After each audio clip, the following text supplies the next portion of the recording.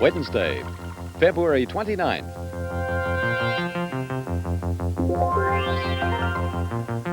Tonight, on The National, Pierre Trudeau says it's over. The Prime Minister announces he's going to resign, and the Liberal Party starts planning a leadership convention to replace him. And on The Journal, who's in, who's out of the race to be the next Prime Minister of Canada? We'll assess the chances of the men and women who could run for Pierre Trudeau's job.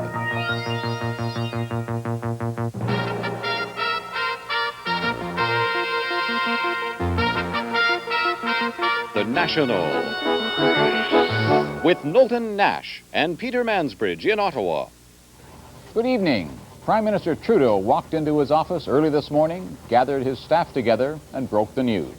After 16 years as leader of the Liberal Party, he's going to give someone else a chance. With the details on today's dramatic events and reaction from around the country, we go now to Peter Mansbridge in Ottawa. Knowlton, everyone knew that this day was coming, but it still managed to catch us by surprise. A sleepy, snowy day here in the capital suddenly came alive. The news got out early this afternoon, and it spread fast. Bill Casey reports. This simple one-page letter was delivered by hand to Iona Campanola, President of the Liberal Party of Canada, just after 10 o'clock this morning. It read, Dear Iona, I wish to inform you of my decision to resign from the leadership of the Liberal Party. The letter was signed Pierre E. Trudeau. When the news first broke, reporters rushed to Trudeau's office door. The question that greeted him was not simply why, but why today? Had a good day yesterday and worked on Aboriginal rights, and it seemed like a good day to have a last day. Trudeau added on his way into his office that he'd made the decision after taking a solitary walk last night during the capital's biggest snowstorm of the year. This afternoon, Party President Iona Campanola called a news conference to say that the party executive will meet this weekend to pick a date for a leadership convention. It will probably be in June. Campanola said Trudeau phoned her this morning before sending over his resignation letter, and at the time, a thought struck her. I felt it was a very historic moment and a very historic time for Canada. And I noted to myself the date and thought, 29th of February, we should have known. Then, as he left his office this evening, Trudeau ran down the sequence of last night's events that led to his decision to quit now. I went to judo with my boys. And, a very good judo lesson because nobody was there because of the storm, so we had the teachers all to ourselves. And I went home, discussed with the boys, put them to bed, walked till midnight in the storm. Interesting, eh? And then I went home and took a sauna for even an hour and a half. It was all clear. I was going to leave, but I went to sleep just in case I'd change my mind overnight, and I didn't. I woke up. It was great. I use the old cliche, this is the first day of the rest of my life. Here we are. Trudeau first attracted national attention as a sort of philosopher-politician. It seems he wants to leave the same way. He said as he walked through the storm last night, he looked for signs of destiny in the sky. There were none, just snowflakes. So he listened to his heart, and his heart, it appears, told him it was time to go. Bill Casey, CBC News, Ottawa. Brian Mulrooney and Ed Broadbent both extended the Prime Minister best wishes for the future, but neither man could do it in person. They are both on vacation in Florida. They, like everybody else in Ottawa, were caught unawares. Jason Moskowitz reports. It was the least likely of days. It was a day of almost total paralysis. It was cold, it was windy, it was just plain miserable. Parliament Hill was shut down and quiet, not just because of yesterday's storm, but because MPs are either back home in their constituencies or down south in the sun. MPs have the week off, and Liberals thought Trudeau would never quit while they were all out of town. As far away as Vancouver, the assessments go like this. I hope that when history is written, and I'm convinced, as a matter of fact, that when history is written, he will be recognized as an outstanding prime minister, a great prime minister that this country has had, and a true nation builder in the tradition of the Lauriers and the Macdonalds. The former Premier of Manitoba is as blunt as he could be. In the public sense, as Prime Minister, however, a much different case. He was an absolute walking disaster as Prime Minister. One of the fiercest of his opponents was generous. I said, you're a bit sorry to see him go. To be very frank, yes. Because he sure made things in many ways more interesting, not necessarily more appealing all the time, but more interesting than a lot of other guys I could think about. As for Joe Clark, well, he was Prime Minister the last time Trudeau quit.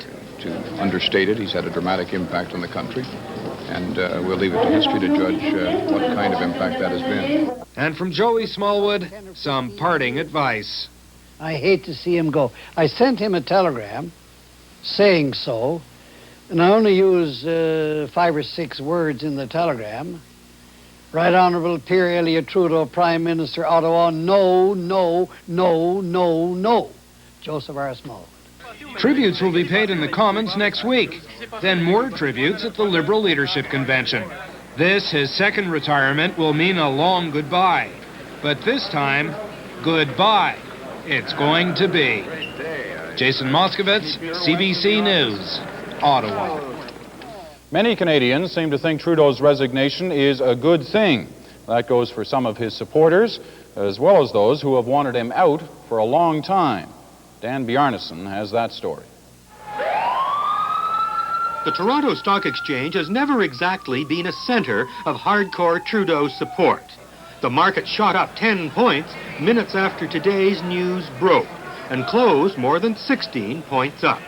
I'm delighted. Beginning of a cleaning out of an awful lot of problems, but they got a long way to go. What do you do? I'm a stockbroker. I'm also a humanitarian, though. Even Trudeau's fans were relieved. I think he's done a good job, and it's time for him to step down. Besides which, if he doesn't, I think the Liberals will get creamed in the next election. In British Columbia, you can't get much further from Trudeau geographically or politically. He's been in too long. When you're too long, you think you own the country. Like he wants to be the king of, like the song about Trudeau, and he wants to be the king of Canada? Finest thing that's happened today is Trudeau resigning, and we should have a national holiday tomorrow. Across the West, subtlety is not a virtue. He's the worst prime minister the nation's ever had, and it couldn't have come sooner. There should be dancing in the streets in Calgary. And I think in those first years, I found that to be a very exciting period. But I always found him a challenge and a good speaker to listen to. And even in Trudeau's hometown, opinions vary. I like the fella. Yeah? Why? Yeah. Well, he's one of the best we ever had. Well, I think it's about time we had somebody new. And finally, in Atlantic Canada. I don't think there'll be any people who are crying beyond next weekend. Trudeau's been stepping on Newfoundland long enough now. Well, he's gone. This is just what we're waiting for. Dan Bjarnason, CBC News. The person who succeeds Trudeau will not only be the leader of the Liberal Party, but also Prime Minister of Canada. A lot of people want the job. John Turner is considered to be the front runner. He's in Jamaica tonight. He says he's thinking about running, and he'll let us know his decision on March the 16th. If he runs, another former finance minister probably will not. That's Donald MacDonald. As for present cabinet ministers, several will probably be in. The best bets, Donald Johnston and Jean Chretien. David Halton is the CBC's chief political correspondent. He joins me now. David, let's look ahead a little bit. What's the agenda? What happens next? Peter, the national executive of the party meets on Friday and Saturday to decide the time and the place for the convention. They'll have a report in front of them saying that they'll need at least 3.5 months to organize the convention, which means that it won't take place until at the very earliest, the middle of June. They'll also be grappling with another big problem, and that's the huge problem of organizing this convention. Unlike the Conservative Leadership Convention, where there was a lot of rather unseemly tactics in the choice of delegates, the Liberals want to earn some political mileage by presenting a squeaky, clean image of doing this. That's going to be very difficult on the delegate selection, if only because the Liberal ridings across the country have completely different rules for their choice of delegates. Okay, that's a look at the logistics. What about the candidates? When are we going to see somebody running for this? John Turner, in a sense, has already set the agenda, Peter, by saying that he will declare his intentions on March the 16th. His advisors were telling me today that it's 99.9% certain that he will run. And the other candidates? The other candidates really are now going to face a lot of pressure not to let Turner make too much of the running on this. So they will be under a lot of pressure to come out and declare quickly. All right, we are running already into this. Turner is being anointed as the new Liberal leader. We're going to have to be very careful about just whether or not Turner has this thing in the bag. People are saying that, I think, Peter, because the opinion polls have showed that he's way, way ahead of any of the other potential Liberal candidates for the leadership. On the other hand, the mindset of the delegates is different. John Turner does have some skeletons in his closet. A lot of people still think that he was a quitter for not staying the course and getting out in '75. Briefly, what should we be looking for in this campaign? Well, I think all the candidates are going to be trying to distance themselves from Pierre Trudeau. That's going to be very difficult with the Prime Minister still looking over their shoulder until the leadership convention. That's going to be a key factor. They're going to try and put a fresh look on Liberal policies. Okay, David Halton, thanks very much. There'll be more on the Trudeau resignation later on the National and on the Journal. But now, back to Knowlton Nash in Toronto with the rest of the day's news. Thank you, Peter.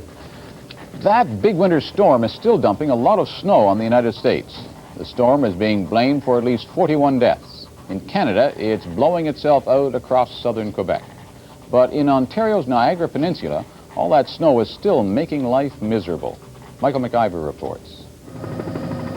This is normally one of Canada's busiest highways, the Queen Elizabeth Way, south-central Ontario's link to the U.S. Today, almost nothing was moving on it. It was littered with half-buried cars, stalled trucks, and even a police car. The blizzard had hit suddenly yesterday, dumping, in places, almost a meter of snow. Then came the high winds, blowing the snow and keeping the highway closed. How long have you been stuck on this stretch of road? 2 o'clock yesterday afternoon. Where did you sleep? Right here. Local people with four-wheel drive vehicles came out to try and help those who were trapped. I took the day off work early because I didn't want to get stuck, and I saw the trucks and that, so I just came down to give them a hand. St. Catharines was particularly hard hit. This is the main street. People simply could not get to work. We were getting to the point where we were getting so many cancellations, hundreds of cancellations. We were looking for the openings, and we were going to start another list. Let's just work on the openings because there were fewer of them. Most stores were closed, but there weren't many people trying to buy anything anyway. Schools were closed, too. I'd rather be shoveling than Why? going to school. It's less boring than school. Late today, many side roads were still blocked, but at least the worst is now over. Michael McIver, CBC News, St. Catharines, Ontario. Lebanon's president appears to have done it, given in to Syria. Amin Gemayel is in Damascus, and he's ready to break the American-sponsored agreement to get Israeli troops out of Lebanon. Don Murray reports. It was the first visit to Damascus by Gemayel since he became Lebanese president 17 months ago, and the Syrians accorded him a presidential welcome. That, however, couldn't disguise the fact that Gemayel came as a supplicant, or that the visit was a major victory for Syrian President Hafez Assad. A victory because Gemayel came to talk to him about tearing up the Lebanese-Israeli accord his government signed last May. Scrapping that agreement has been a key Syrian demand for months. Gemayel is now reported ready to do that, despite Lebanese Christian misgivings and Israeli warnings. But the Lebanese president wants guarantees in return. Guarantees that Syria will rein in its allies and the opposition militias that are besieging Gemayel's presidency. And assurances about the eventual withdrawal of Syrian troops from Lebanon. And finally, a commitment to impose a durable ceasefire. The trip to the Syrian capital underlines just how little power remains to Amin Gemayel. 17 months ago, he came to the presidency with the support of the Americans and the Israelis, and assured of the guarded neutrality of the Shiite Muslims. Today, he's squandered away all of that. His pilgrimage to Damascus, to the heart of the camp of his enemies, is little less than a declaration of unconditional surrender. Don Murray, CBC News, Beirut. It's Gary Hart's moment to enjoy, to savor last night's big victory in the New Hampshire presidential primary. But there's lots of hard campaigning to do yet. Everybody thought this was over. They're stunned. What stunned them was Gary Hart's overwhelming victory over Walter Mondale in the New Hampshire primary. But now Hart is faced with the problem of doing it over and over again throughout the country. And he doesn't really have the organization or the money for it yet. Mondale, who said his defeat was a cold shower, arrived in Georgia today for the next round and challenged Hart. And here's where we determine Who amongst us has a following in the heartland of the South? Alan Cranston withdrew today, but John Glenn, who trailed as a distant third, said he'd carry on.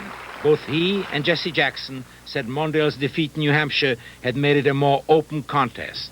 Mr. Mondale will have to now leave the shoulders and the wheels of labor and come down in the streets like the rest of us and get dirt on his fingernails and go to work. You have to work now. You have to work.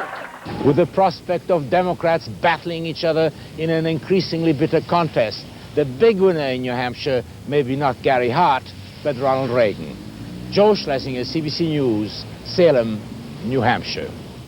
A word about our special series on AIDS. Because it's been such an extraordinary day in Ottawa, we won't be able to bring you the third part tonight. The series will resume tomorrow.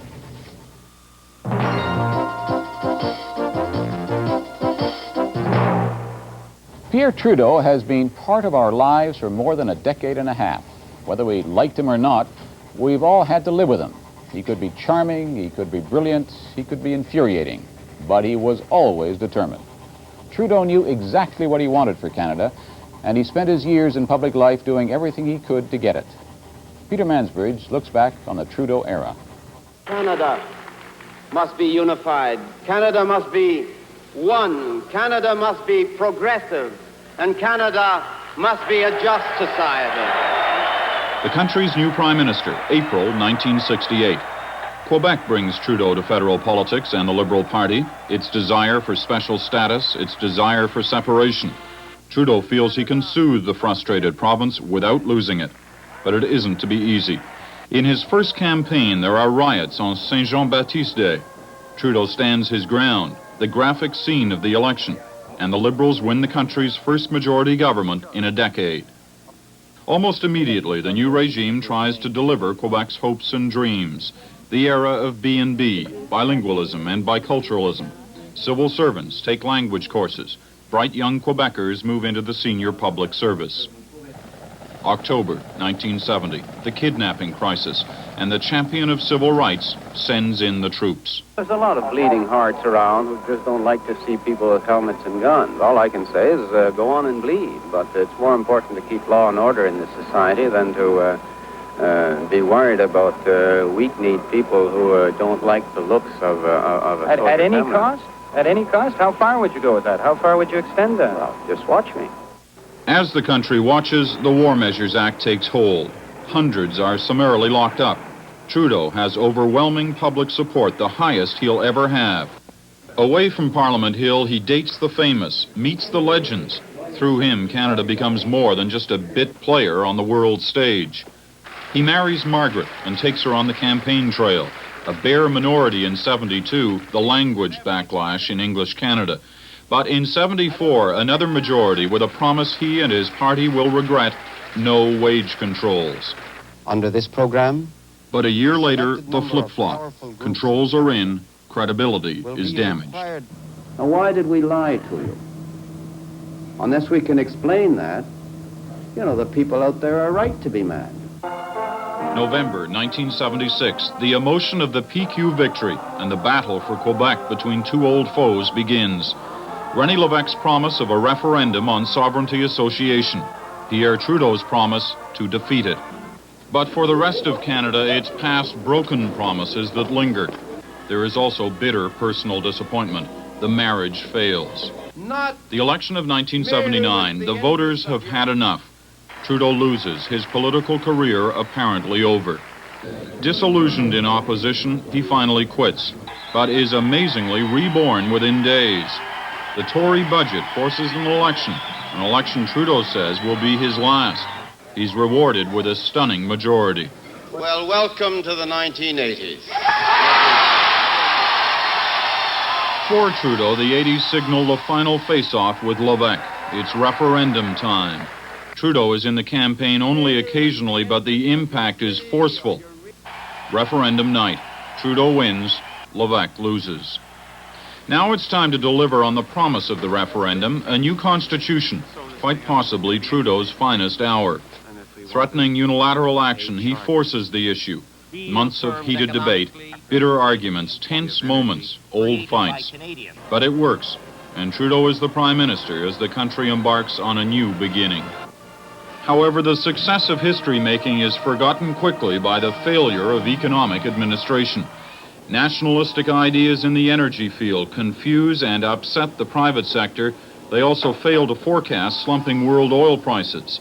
A budget that can only be described as disastrous comes in at a time when a full-scale recession hits. Interest rates jump to record highs, hundreds of thousands lose jobs, and inflation roars ahead. Through it all, Trudeau seems almost uncaring. His concerns are elsewhere. He globetrots in a manner and a frequency no other Canadian Prime Minister has matched. He champions the North-South dialogue. He dances in the Middle East night.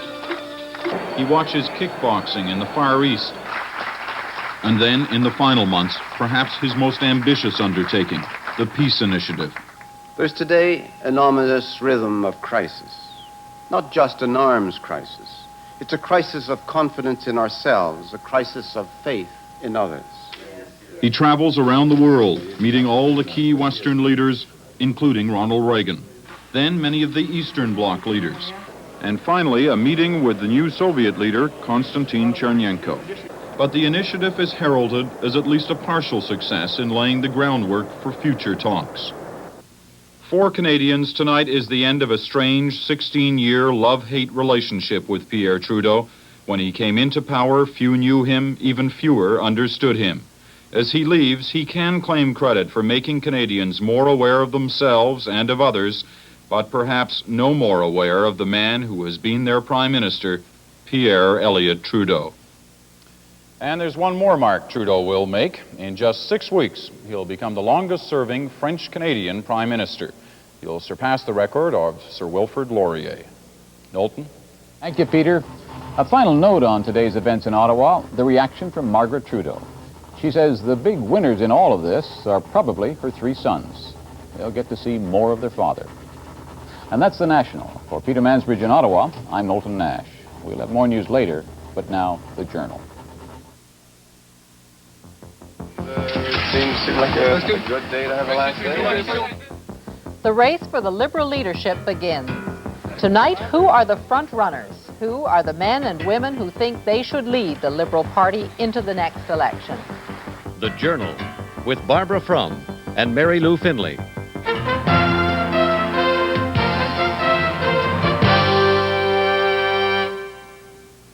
Good evening. For the Liberal Party, for Canada, it's the end of an era. Within months, the Liberals will choose a new leader. Soon after, the country will choose a new Prime Minister. The question's now, who is going to make a bid for the leadership? And can any Liberal leader overcome Brian Mulroney's huge lead in the polls? Tonight, from Ottawa, Montreal, and Saskatoon, we'll examine those questions. First, 2 of Prime Minister Trudeau's closest advisors. Senator Keith Davey, you've seen the Prime Minister through so many wins and a couple of resurrections. Was he ever really tempted to stay? Was that ever a real possibility or just media speculation? In my opinion, it was a very real possibility, and indeed, earlier this week, I had hoped he might stay, Barbara. You talked to him, I gather, on Monday. Yeah. How hard did you try to persuade him? Very. Very. What went wrong? Oh, well, the Prime Minister takes counsel, takes advice, and then makes the decision. Nothing went wrong. He made his decision, and of course we all respect it very much. I personally had hoped he would stay because I believe he could have led us to victory in the next election. Tom Axworthy, if I could ask you basically the same question. You've served the Prime Minister in his office since 1965. You've been his principal secretary for 3 years. I gather you also met him on Monday. What were the factors that made him decide to step aside? Well, I think, Barbara, in 1980 he announced that that would be his last campaign unless there were extraordinary circumstances or something overarching that would make him change his mind. I think he looked at the situation carefully and decided, though there are always things to do in the public agenda, and he had lots of new ideas he would like to promote, basically the situation had not changed. There was nothing so important to make him go away from his original desire. In any of the discussion that you had with him on Monday, did he suggest that for the good of the party or perhaps for the country, that it was right for him to move? No, Pierre Trudeau's a fighter. I think that if anything, he would have very much have enjoyed another campaign against the Conservatives. He certainly has shown that in the House of Commons in recent months. I think he largely felt that he had achieved a significant amount. It was time to move on. That is something that he had said he would do 4 years ago. Senator Davey, you and Mr. Axworthy are both noted as strong economic nationalists and as people who were very much behind his peace initiative. And the suggestion is that you're very fearful that your party could now move to the right under a new leader, that was one of your motives for wanting Mr. Trudeau to stay. Well, you know, historically, Barbara, whenever we move to the right, we lose an election. That's exactly what happened in 1958. It's exactly what happened in 1979. I'm confident we won't move to the right. Mr. Axworthy, another question for you. Was uncertainty about his plans hurting the party? Your own brother, Lloyd Axworthy, member of Parliament for Winnipeg-Fort Garry, said that underground campaign was sapping the morale of the party and keeping it from a true course. I think that the Prime Minister's timing decision was just about right. That we had some important things to do on peace. Those have been accomplished, or at least a good foundation begun. We had an important budget to bring in. The time frame was just about right now. But if he had kept the question open much longer, do you think it would have been truly destructive? Well, Barbara, he didn't. And that's the answer to that one. All right, thank you. We'll be back to both of you. When we return, though, we're going to turn to the Turner forces, the end of 16 years in waiting.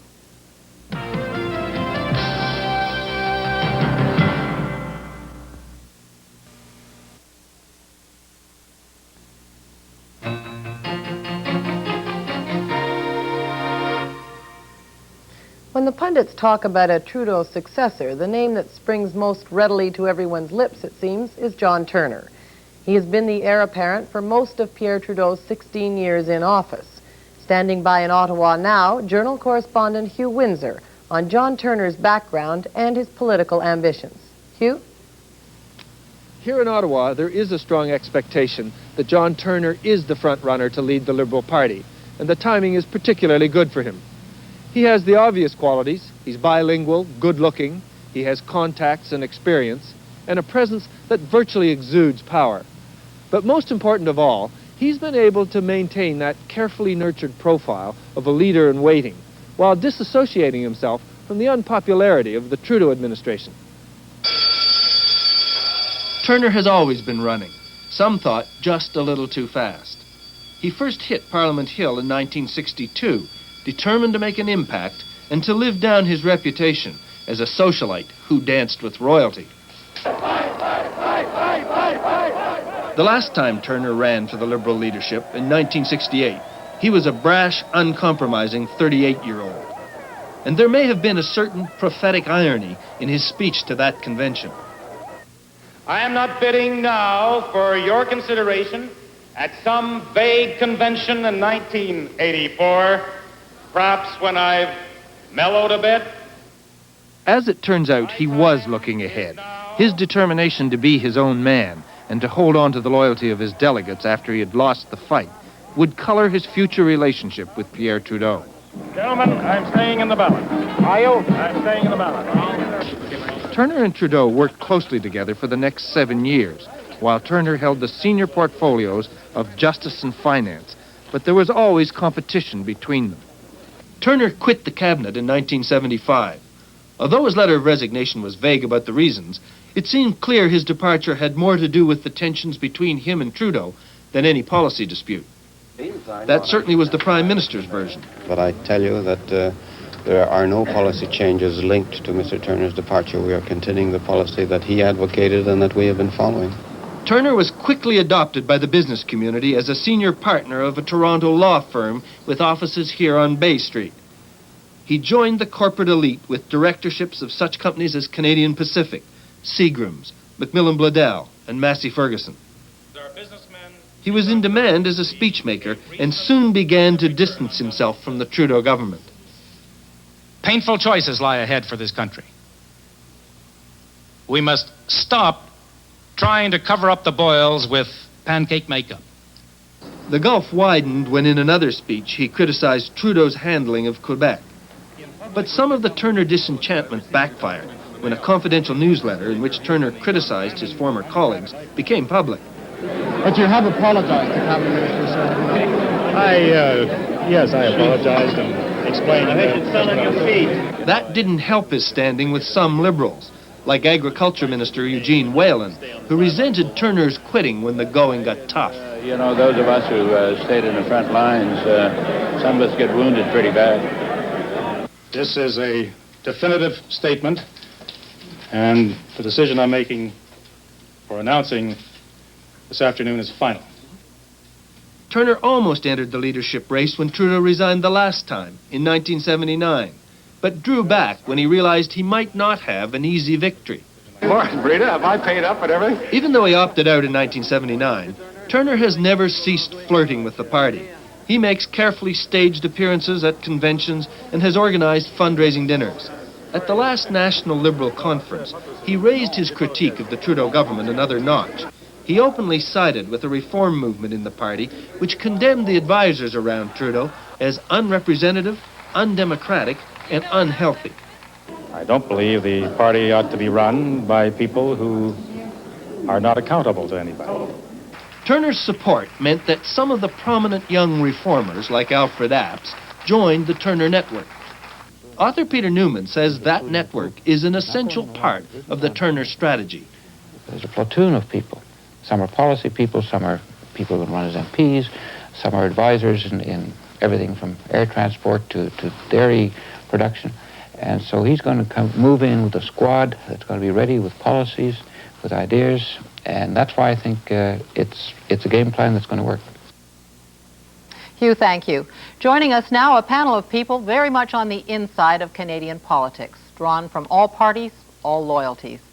Let me turn first to you, Pierre Trudeau in Montreal. You're a member of the Quebec caucus, first elected to Parliament in 1979, and one of the so-called Young Turks, that new generation of Liberals from Quebec. Any doubt that John Turner is interested in this crown? I don't know if John Turner is interested in the leadership, but I'm interested in John Turner's leadership. How long have you been interested? How long have you been hoping the Prime Minister would step aside? Well, for me as a Quebec member, I'm divided on that because clearly with the Prime Minister staying, my re-election was almost assured. On the other hand, I realized that with him staying also, it would be difficult for us to form the next government. I think that with Turner as leader, I think we have a chance to keep Quebec and gain elsewhere. How strong is caucus support, Quebec caucus support for Mr. Turner? Well, I'll think that the Quebec caucus will be divided among several candidates if they decided to run. Clearly, Jean Chretien has a lot of support, but I think that John Turner carries a lot of weight also. How about in the total caucus? What do you think the numbers are behind John Turner at this point? Oh, I think we will win. Are there contenders that you are concerned about? If you want Mr. Turner to win that much, who are you most fearful of? The man to my right, Jean Chretien, I think is a very strong candidate. I think that several other candidates, John Roberts is a strong candidate. Mrs. Campagnola, if she changes her mind, would be a strong candidate. We're blessed, I think, in the party by having the option of several good candidates. And I think that the convention will be a very interesting convention, a very positive convention, a convention which will be the springboard to our re-election.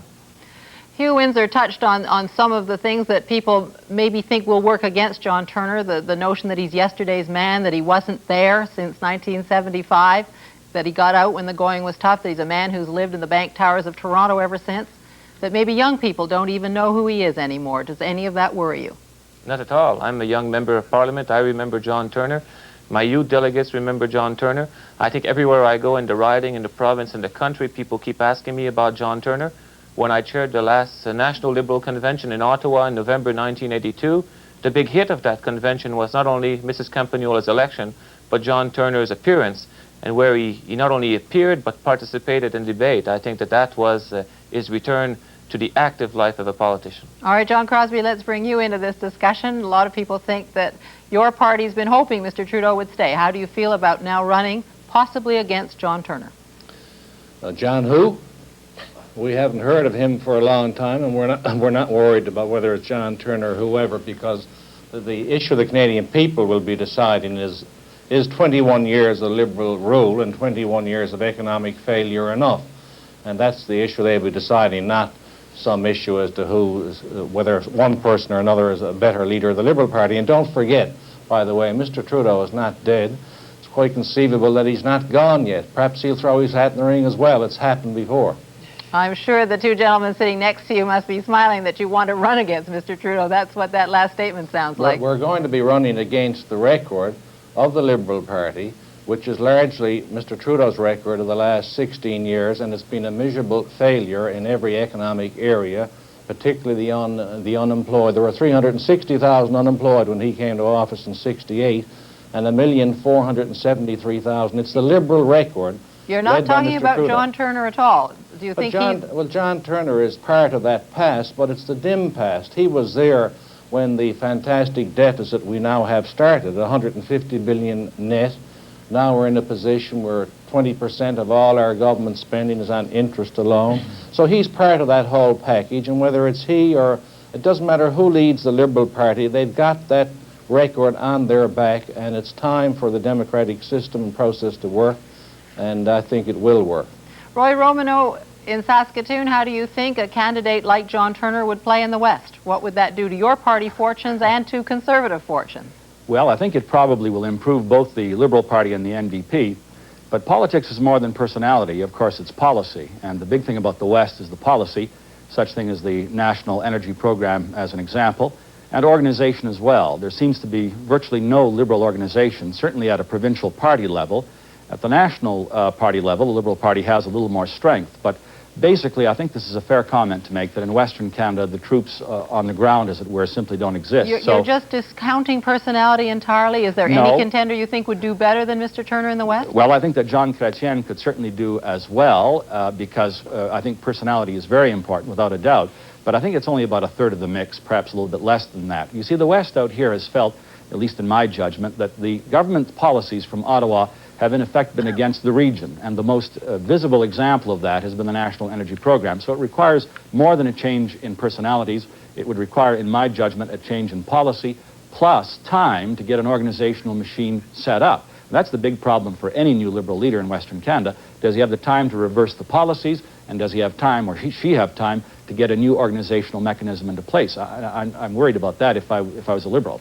All right, let's give Jean Chretien a chance in here. There's 2 votes on the table for you already tonight, Mr. Chretien. What's the defense against the policies that you're going to be waging? I think that the policy in a convention will be extremely important. The convention of '68, was personality, but was policy, very much so, too. And eventually, it was because Mr. Trudeau was more progressive than Mr. Winters that he won. The party was in a mood to be more progressive. And at this time, it will be the same thing. If you look at the convention that we had 2 years ago, or less than 2 years ago, the party did not want to move to the right wing. They don't want to have just another conservative party in the field. They'd like to have a liberal party, a traditional liberal party that is progressive, and I guess that these things will be debated. Of course, personalities is always a big part of a convention, but I guess that the policy will be very, very important for the Liberal Party, too. All right, Mr. Chretien, we'll be returning to you as we discuss some of the other contenders against John Turner, but before I leave this section, I must ask Senator Davey and Tom Axworthy, are both of you now ready to serve John Turner were he to win the leadership? Well, I can answer for me. I will serve... I'll serve whoever wins the convention. If it's John, that's great. If it's somebody else, that's great. Barbara, this is a bit of a mug's game. These people are all personal friends of mine, and I'm a leader Liberal. Who wins, I will support. I'll do what I'm asked to do. I can't help but sit here reflecting on some of the things Mr. Romano said. I would point out to him that even in the 1980 election, 1 voter in 4 in Western Canada voted Liberal. I also point out to him that we're running ahead of the NDP in the prairies right today. And, of course, as far as my old pal John Crosby... I think that's polarization. My old pal John Crosby. I don't know how we won the elections we won listening to John. All right, I've got to get a quick last word from you, Tom Axworthy. In this section, are you already on Mr. Turner's transitional team? Of course not. I'm Principal Secretary to Prime Minister Trudeau, and I will be for some months to come. Okay. When we return, we're going to look at those other possible candidates and kingmakers.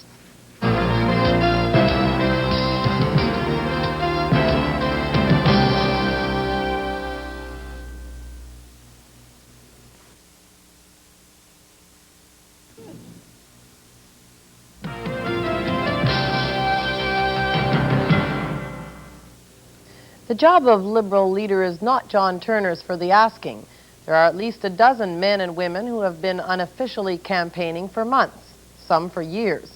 Keith Morrison is on Parliament Hill with an assessment of those candidates who can now march their campaigns out of the closet. Keith? There are many people around here tonight for whom the Prime Minister's announcement was not so much a starting gun as permission to admit that they are racing. They've been doing so for some time. Those are the people who are working on the leadership campaigns of some of the nation's most ambitious Liberals. They have been doing this quietly, in secret even, for a year and maybe more. And now that the Prime Minister has finally made his decision public, they can hit the ground running. It's hard to think of a Liberal cabinet minister who isn't a potential candidate.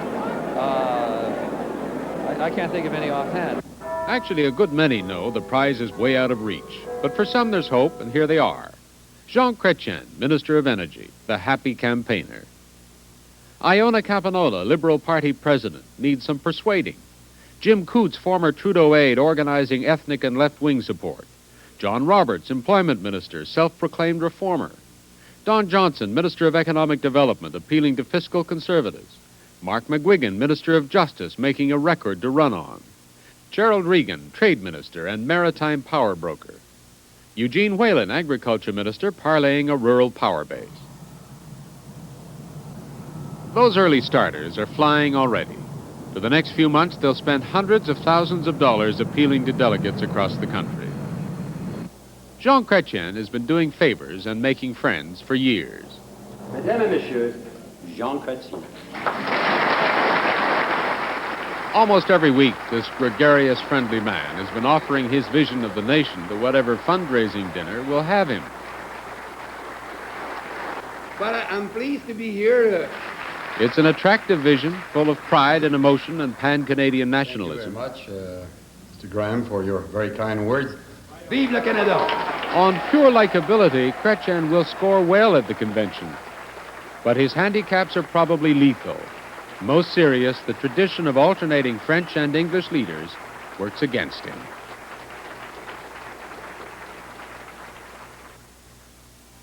Party President Iona Capanola has been telling everybody who will listen that she is not running.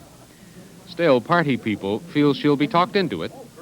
During her time as president, she's won many friends in the party and has worked hard for reform. If John Turner were not on the ballot, she'd be very much in contention. Jim Coots may well run, certainly has many IOUs to draw upon, but as former principal secretary to Pierre Trudeau, Coots's image is that of backroom manipulator. Lately, he's presented progressive policy ideas and championed ethnic causes, but if he can't shake his image, he'll be fighting a lightning rod in the party's attack against the status quo. John Roberts is in an awkward spot. As patronage minister for Toronto, he can dole out favors to those who might in turn support him. But he's running as a so-called new liberal, says he'd turn the party inside out and make it relevant again. He'll present policy debate, but will have trouble winning trust and support. What is the nature of work? What should part-time employment be? What kind of future are we all looking towards? Don Johnston has a reputation as a champion of responsible government, which is a sort of code for saying he occupies the right wing of the liberal spectrum, and that he's not been particularly charismatic. These days, neither of those things is necessarily bad, but Johnston has a long way to go to become a contender. Since I'm normally expected to respond quickly to... Mark McGuigan just might be the most determinedly ambitious of them all. He's been working out leadership plans for quite a while, has made himself as visible as possible, has presented through his justice portfolio voluminous legislation, significant legal reforms. He has worked sufficiently hard to appear driven. Perhaps it is that which causes some colleagues to complain about his ambition. He is another long shot. How are you, John? Gerald Regan, former Nova Scotia Premier, currently Minister of Trade, is the second most influential Liberal in the Maritimes. He's running to represent Atlantic Canada and to replace Alan McEachen as the most influential Liberal east of Quebec. Eugene Whalen says the Liberal Party could do worse than to pick him. For Whalen, worse is John Turner. The Agriculture Minister is still angry at Turner for leaving the government in the mid-70s, and he's eager to present an alternative. He's not running to win, but to become a force to be reckoned with later. There'll be more candidates in for future considerations, and here are some. Paul Hellyer back in the fold. John Monroe, representing his power base in Hamilton. Roy McLaren, a new minister signaling ambition. Here are three men leery of the leadership race, high profiles, but with prime ministerial ambitions uncertain or non-existent.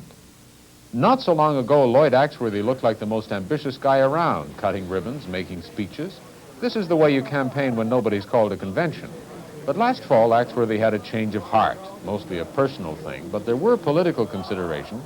Today, he left the door open a crack, but he's more likely to work for John Turner instead. In 1979, Donald MacDonald lost his chance to come back and take power, lost it because Trudeau decided to run again. This is MacDonald just last year, presiding over the Royal Commission on the Economy. This job might have been MacDonald's springboard to the leadership, but his appointment smacked of opportunism, and it hurt MacDonald's credibility. As recently as last week, the possibility of his candidacy was still open, but MacDonald has been twice burned, and he's thrice shy. Well, thank you for coming. How are you, sir? I'm not bad. See you in a while. Increasingly in recent years, Marc Lalonde has been running the government. He's unquestionably Trudeau's most powerful minister, highly competent, has respect. There have been accidents, but unlike so many others, Lalonde has survived intact. So why doesn't he run? Because he's Trudeau's man, and as far as we know, he never wanted the top job himself. But should any of these men run, their impact on the convention would be considerable. Okay, thank you, Keith. Let's get the views of our guests on the choice and the chances of some of those candidates. Jean Chretien, John Crosby's teased you so many Friday nights on this program. Do you want to use the Journal tonight to throw your hat in the ring? Not at all. I think that I had a lot of fun, making jokes about it, telling you that if it's opening between now and 2020, I will consider and so on. But now, I don't know. I'll have to check a few things, and I'm not ready at all. I think that it's I know the job more than anybody else because I've occupied so many portfolio in the government, and it's not necessarily, an easy task. So now I will have to reflect a lot. You told our cameras a week or two ago you want to test the depths. You want to see if there's 2 feet worth of support out there or 10 feet. What's the measurement telling you? I said that I need a layer of French water, a layer of English water, and a layer of dollars. And I have to test now because, I don't want to break my neck. John Crosby, I want to be alive and kicking for a long time. John Crosby, if the Liberals get those levels of water, as Jean Chretien says, could they yet deny you, your party, the kind of majority that it thinks till now it's been looking forward to? Well, I certainly think it would be a mistake to underestimate the capacity of the Liberal Party to deceive not only itself but everybody else. So we'd be silly to be overconfident. Some of the people you've mentioned or who've been mentioned tonight are pretty good people, but I'm hoping they're all going to be engaging in that new game, Trivial Pursuit. Roy Romano, which of all those contenders we've reviewed tonight do you think could harm your party the most? I think Lloyd Axworthy probably would harm the NDP in Western Canada the most, mainly because I've always thought of him as kind of a progressive person with a forward-looking view towards society and government. I don't mean to be overly critical of him, however, I do think that his performance as cabinet minister has somewhat missed the mark in terms of the expectations of Western Canadians. I still think that it's not beyond repair. If he should run and mount a very credible vision of Canada, which somehow embraces the Western regional interests, I don't mean to be talking purely as a regionalist, I think he could probably do very, very well and hurt the NDP as a consequence. Are you saying that not necessarily all of them would swamp you, that there are some that the NDP could do well against in the West? Well, I think it's a question, again, of policy and ideology. Who the Liberals pick is very important. If they pick a right-of-center leader, or roughly a right-of-center leader, then, of course, you have another Brian Mulroney on your hands, by my estimation, in any event. Who are you characterizing there? Well, I don't know the Liberal Party members well enough to make that kind of a characterization. I think we'll have to see how their statements unfold and how their actions demonstrate where they stand on the spectrum. That accordingly opens up the NDP to a mildly left-of-center position. If, however, you get some sort of a policy position which continues to occupy that left-of-center or center line position, such things as Medicare, the international third rail force and the like, then I think it means continuing problems for the NDP. Okay, Senator Davey, has the Prime Minister himself indicated which of those contenders he supports, which he might work against? I'm quite certain that the Prime Minister will support no particular candidate. I'm sure he'll work against no particular candidate. Barbara, all I could do was sit here and be amazed at the caliber of the people. It's a very, very impressive list. You think back to that Tory convention, compare those names that we listened to tonight. Wow. John Crosby, he's talking about you, I think.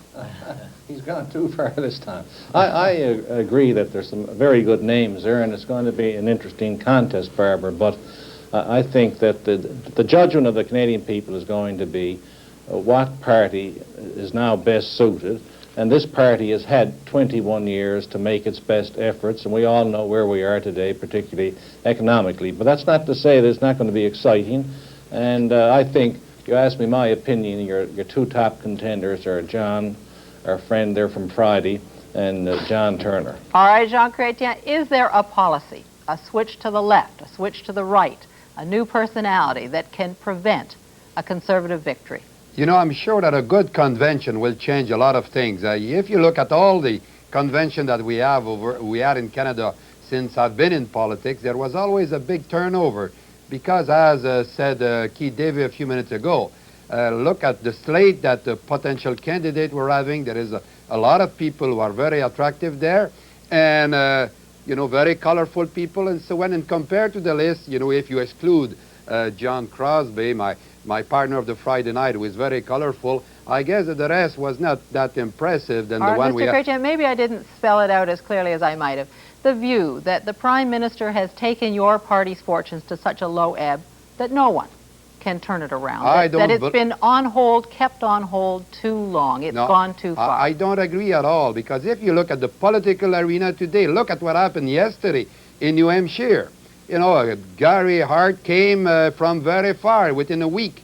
In a week, he turned around the primaries in New Hampshire. So, you know, one of the biggest mistakes that the Tories have done so far is they are acting as a government. They are so careful that Crosby tell you all the time that they won't say anything about policies. And at least with the Liberals, we've never been afraid to debate policies and tell the Canadian what we'll do. All right, because we don't want to deceive the people. And do the opposite. I'm going to turn to you, Tom Axworthy. A top Tory told me today that he expects an election in August, not in November, as we've been talking about all winter.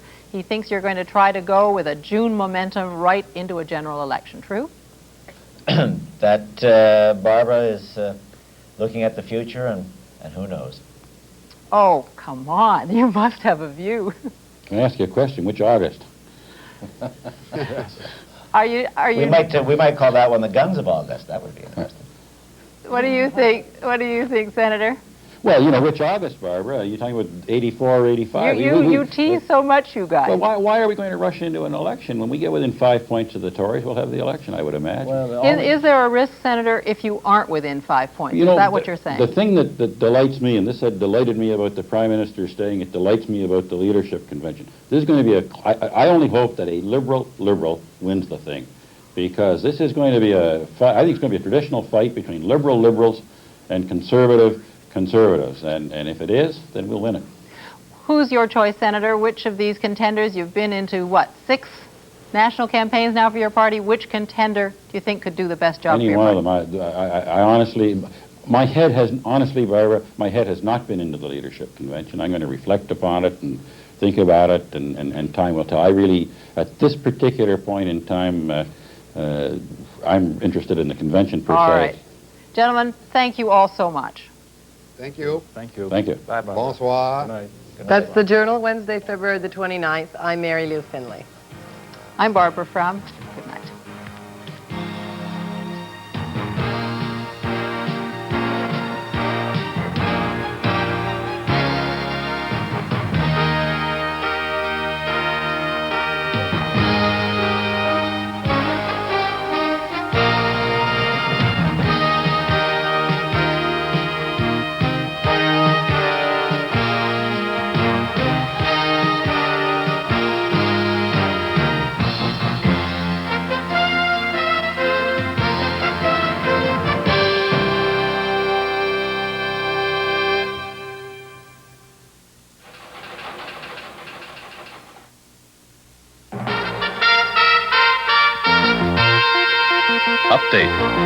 Knowlton Nash.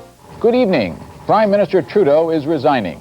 His decision to leave after almost 16 years in power was not unexpected, but still it caught most politicians by surprise. Bill Casey reports.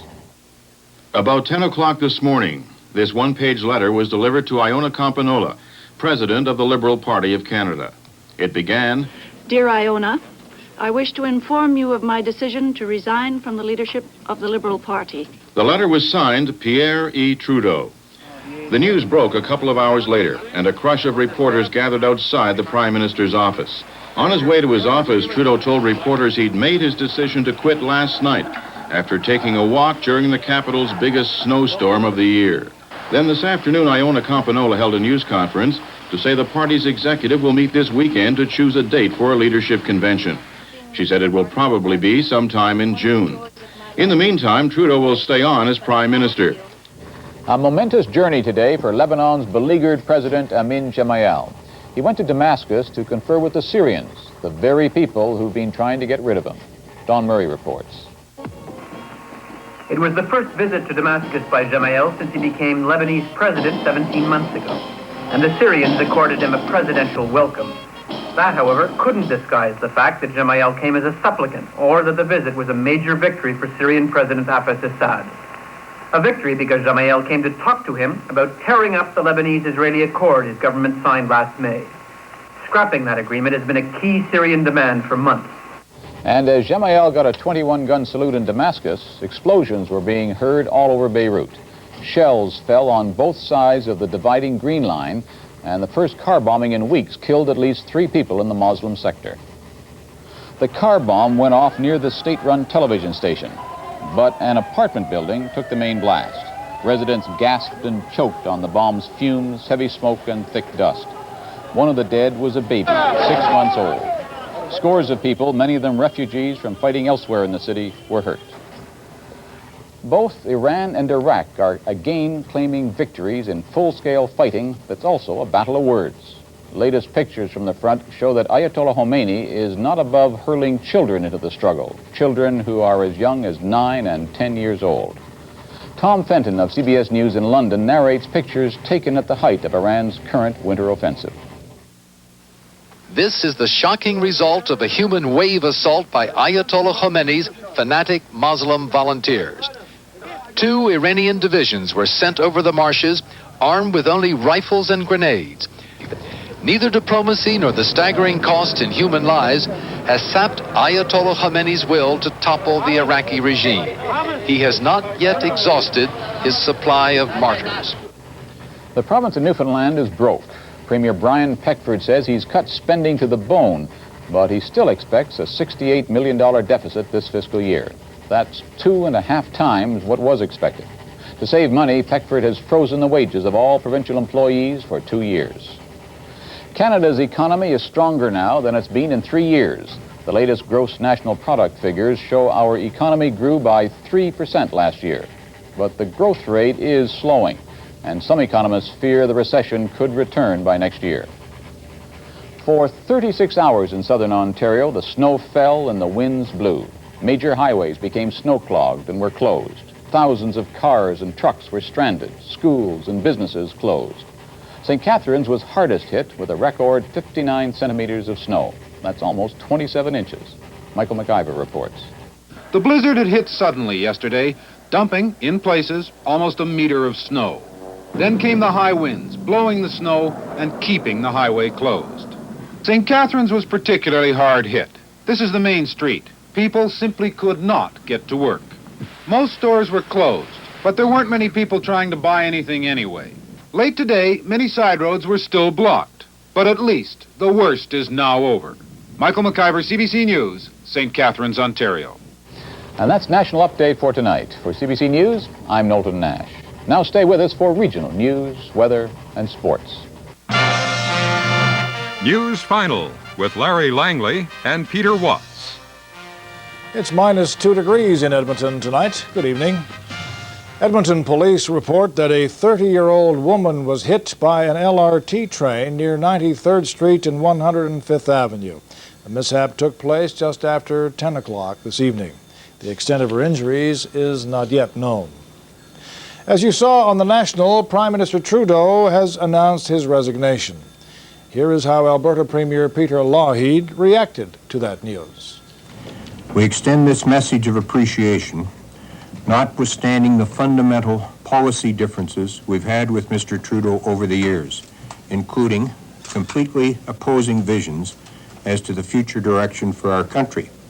In particular, Mr. Trudeau's view that Canada should be more of a centralized, unitary state, and our strong conviction in Alberta that Canada's future requires a strengthening of confederation and of the federal character of our nation. I personally wish him and his children the very best of health and happiness in the years ahead. The first Albertan ever to be charged with promoting hatred against Jews went to court today. For the first time, Jim Keegstra arrived on the scene with his defender, Doug Christie, a former champion of Western separatism. I think Mr. Keegstra has an important issue of principle to raise, and I think it's one of the most serious issues that we could consider in 1984. And for that reason, I'm most anxious that he is represented to the best of my ability. Doug Christie is famous in Western Canada. 4 years ago, he started the separatist Western Canada Concept Party. So tell them now we